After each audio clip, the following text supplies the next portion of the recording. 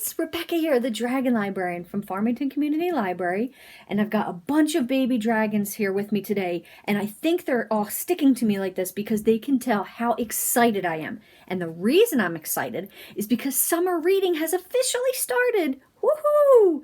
Make sure you get signed up. It's for kids, teens, and adults, so the whole family can do it. And this year's theme is called Tales and Tales. So animal tales and tales like stories. So I thought it would be really super fun to start out this week by talking about two really fantastic animal stories that you might enjoy.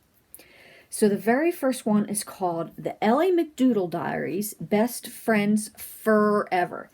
Get it? Forever, forever? That's so funny. So this is by Ruth McNally Barshaw. Yes, Barshaw. And this is actually a part of the Ellie McDoodle Diaries series, but you can read them all separately. You do not have to read them in any kind of order. And this one particularly is about animals, which is why I think it's a perfect fit for summer reading and to celebrate the start of summer reading. So it's about a girl named Ellie who is a little bit nervous because in her class, her teacher has told them that they all have to pick an animal to do a presentation on. So she decides to do the African gray parrot because her neighbor has one. They're really cool, rare, special birds. And even more exciting, her neighbor is going away and has asked Ellie to birdwatch her. The bird's name is Alex. Now, the thing that Ellie is nervous about is she does not like giving presentations because she breaks out in hives and starts getting really nervous. I'm sure some of you guys feel like that too. It's hard giving presentations. So Ellie decides with this great idea, or so she thinks, to train Alex, the African gray parrot, to do her presentation for her. Well, that works out about as well as you would think. So the thing that I really like about this book is, first of all, there are a lot of pictures in it, which is fun. It kind of reminded me of Dork Diaries and Diary of a Wimpy Kid and Nate the Great.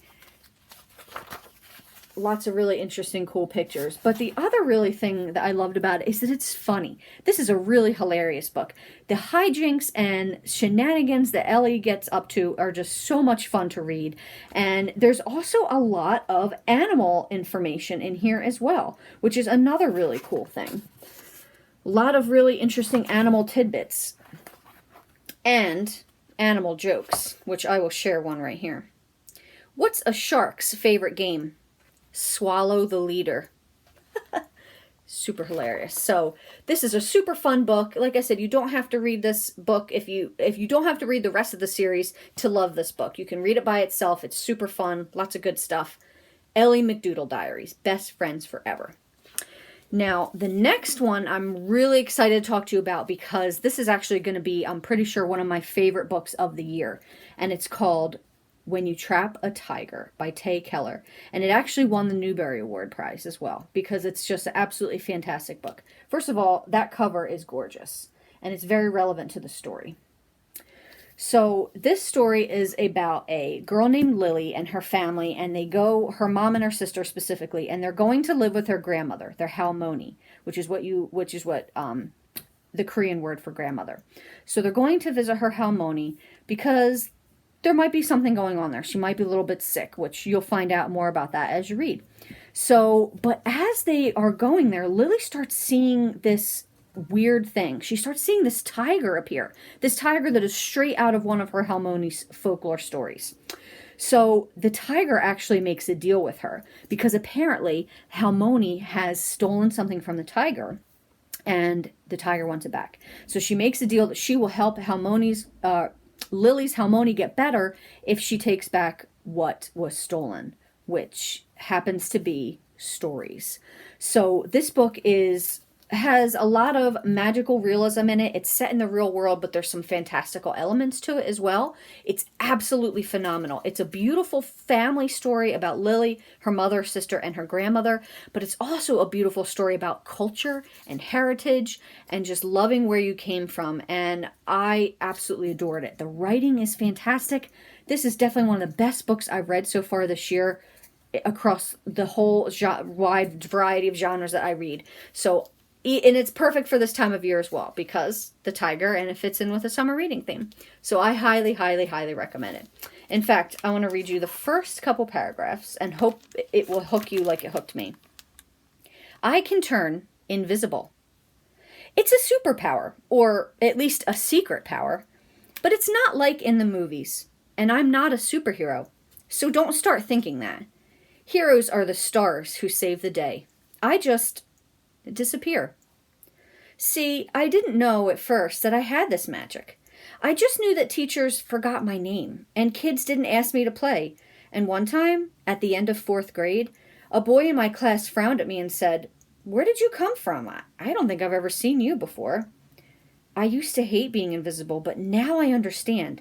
It's because I'm magic.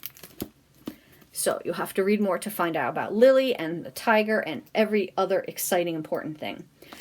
Well, those are the 2 books we have for you today. I did want to share one more exciting thing for you today. I know that you guys are always interested in my dragon eggs that hatch, and I've got all these little dragon babies. Well, I had a super big dragon egg from Zanzibar arrive last week, and I was kind of surprised because it was bigger than usual. But something else hatched out of that egg, something that wasn't a dragon. Let me show you what it was. Look who hatched out of that dragon egg. Can you believe that? What happened? Is it a furry dragon? Is it a fire-breathing kitten? Who knows? We'll have to wait and see. But anyway, thank you so much, friends, for watching, and summer reading has started, so please feel free to sign up and start logging your reading hours, and hopefully those 2 books we talked about sound really exciting and fun, and you can pick them up from the Farmington Community Library. Thanks so much, friends, and have a wonderful rest of the day.